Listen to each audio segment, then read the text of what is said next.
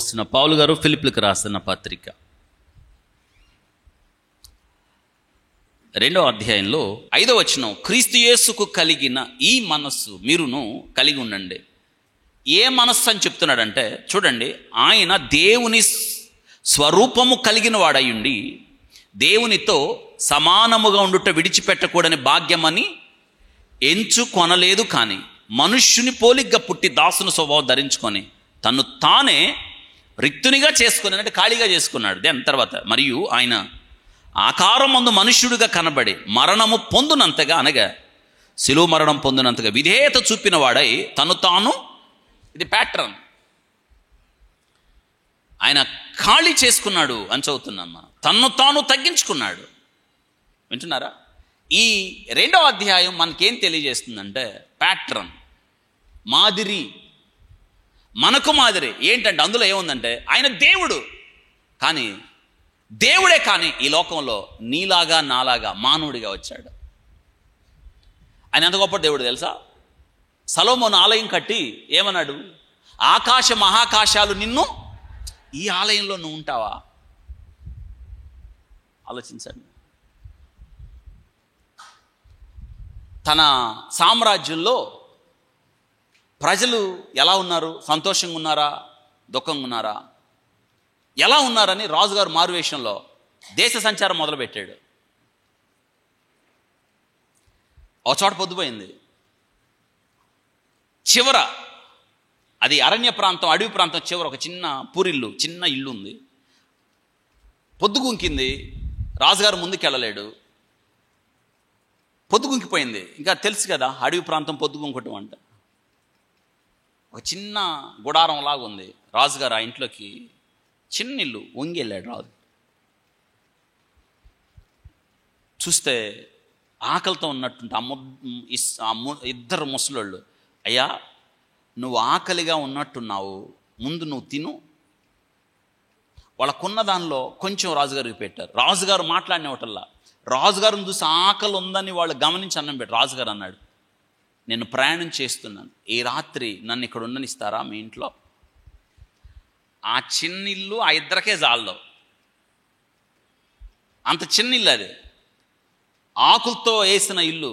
వారు అన్నారు, వాళ్ళ దగ్గర ఉన్న దుప్పటి, వారి దగ్గర ఉన్న ఆ కింద పడుకునే ఆ చిన్న దుప్పటి ఆయనకిచ్చి పడుకోయాను. రాజుగారికి స్థలం ఇచ్చారు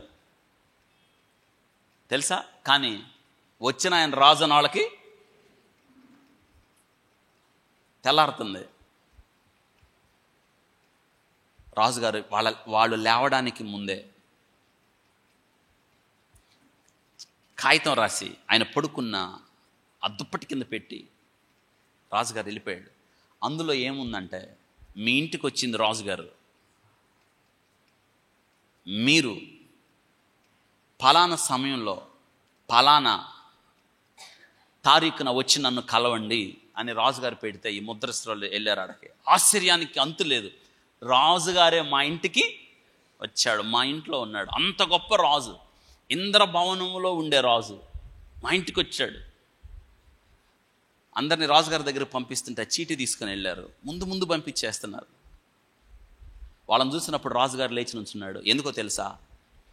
ఆయన్ని చేర్చుకున్నప్పుడు వాళ్ళు ఆయన్ని ఆదరించడం, వాళ్ళకున్న దానిలో పెట్టడం, వారు పడుకున్నవి వాళ్ళు కప్పుకోవాల్సినవి ఆయనకి ఇవ్వడం, రాజుగారిని మంత్రముగ్ధులు చేసి రాజుగారు నుంచొని వాళ్ళని ఆహ్వానించి అడుగుతున్నాడు, మీకేం కావాలి, మీకు ఏది కావాలన్నా నేను చేస్తా అంటే వాళ్ళు ఏమన్నారు తెలుసు? ఇద్దరు, ఏమొద్దు, అంతటి గొప్ప రాజువి వెతుక్కుంటే ఎక్కడికి వచ్చావు?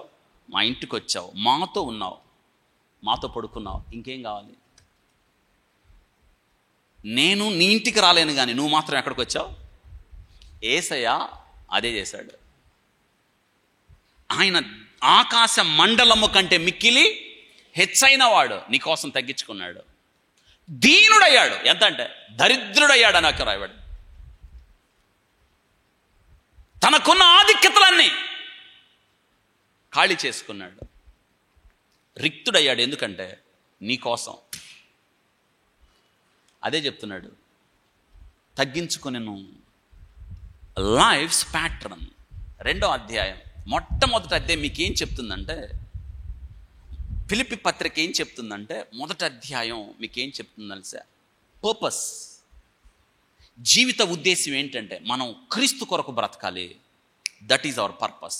రెండోది ఏం చెప్తుందంటే, ప్యాట్రన్, క్రీస్తు మనకు మాదిరి అయి ఉండాలి అని చెప్తుంది. ఆయన ఏమయ్యాడు మనకి? క్రీస్తు యేసుకు కలిగిన మనసు మీరు కూడా కలిగి ఉండాలి. ఎప్పుడైతే మనం కలిగి ఉంటామో, 3వ అధ్యాయంలో మీకు ఒక మాట చెప్పాను. ఏం చెప్పానంటే, బహుమానం క్రీస్తు యేసునందు దేవుని ఉన్నతమైన పిలుపునకు కలుగు, that is the life's prize. బహుమానం వస్తుంది మనకి రేపటి దినాన. మూడు పీలు చెప్పాను. ఫస్ట్ పి పర్పస్, 2 ప్యాట్రన్, 3వది ప్రైజ్, 4వది దట్ ఈస్ పవర్. నన్ను బలపరచు అని ఏంది నేను. ఇదే ఈ అధ్యాయం ఫిలిప్పీ పత్రిక. జీవిత ఉద్దేశం దట్ ఈస్ పర్పస్, క్రీస్తు మనకు మాదిరి అస్ ప్యాట్రన్, లైఫ్స్ ప్రైజ్, దేవుడిచ్చి బహుమానం, 3వది పవర్, దేవుడు మనకేమిస్తాడు? శక్తినిస్తాడు. Very important. ఈ క్రీస్తు యేసుకు కలిగిన మనసు మీరు కూడా కలిగి ఉండండి అని చెప్తాను. మనం కలిగి ఉండాలి. ఆయన ఏ రీతిగా నీ కొరకు తగ్గించుకున్నాడో, నీ కొరకు వాక్యంలో రాయబడింది. ఆయన చూడండి, సిలువ మరణం పొందినంతగా విధేయత చూపిన వాడే. ఇంగ్లీష్లో బాగుంటుంది, to the point of death. సిలువ మరణము పొందు వరకు నీ కోసం తగ్గించుకున్నాడు. ఎందుకో తెలుసా? తన స్థానానికి నిన్ను తీసుకుని వెళ్ళడానికి. చూసారా, ఈ ముసలివాళ్ళు రాస్తున్నారు, రాజే మా ఇంటికి వచ్చాడు, ఇంకా మాకేం కావాలి? మేము మీ ఇంటికి రాలేము కానీ నువ్వు మా ఇంటికి. కానీ ఇక్కడ విచిత్రం ఏంటి తెలుసా? యేసయ్య మన దగ్గరికి వచ్చాడు. ఎందుకు? మనల్ని అక్కడ తీసుకెళ్తాను. నా తండ్రి ఇంట అనేక నివాసాలు ఉన్నాయి, లేనేళ్ళ మీతో చెప్పుదును. నేను వెళ్ళాలి, స్థలము సిద్ధపరచాలి. నేను తిరిగి మళ్ళీ వచ్చి మిమ్మలను ఎక్కడుంటానికి? నా యొద్ద. అందుకే ఆయన యొద్ద మనం ఉండునట్లుగా ప్రభు మన కోసం తన ప్రాణాన్ని పెట్టాడు. విమోచన క్రయధనముగా తను అప్పగించుకున్నాడు. జీవిత ఉద్దేశాన్ని చెప్పాడు మొదటి అధ్యాయంలో, పర్పస్. రెండోది, మనం ఎలా బ్రతకాలో తెలియదు కాబట్టి క్రీస్తు మనకు మాదిరిని చూపించాడు. ఆ మాదిరిలో మనం నడిచినప్పుడు మనకి అద్భుతమైన బహుమానాలు దేవుడు ఇవ్వడానికి ఇష్టపడుతున్నాడు. ఆ బహుమానాలు పొందినట్లుగా, దేవుని కొరకు జీవించినట్లుగా మనల్ని బలపరుస్తాడు. ఆయన బలపరుచు అని ఏందే సమస్తమును నేను. కాబట్టి ఈ 4 అంశాలు మీరు గుర్తుపెట్టుకోవాలి.